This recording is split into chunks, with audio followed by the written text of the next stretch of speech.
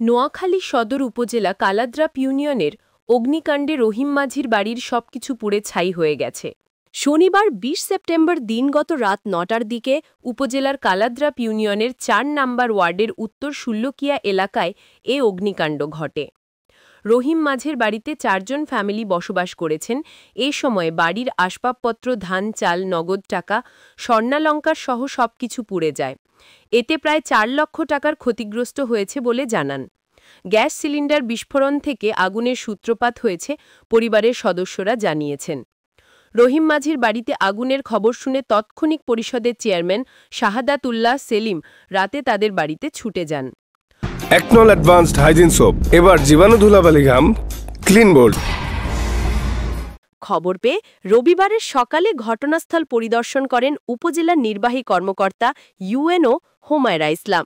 এ সময় তিনি ক্ষতিগ্রস্ত পরিবারের হাতে চাল, ডাল, তেল সহ শুকনার খাবার তুলে দেন।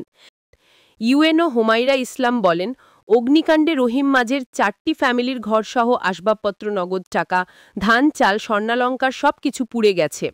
সেখানে গিয়ে শুকনার খাবার দিয়েছি। পরবর্তীতে ঘরের জন্য টিন দেওয়া হবে।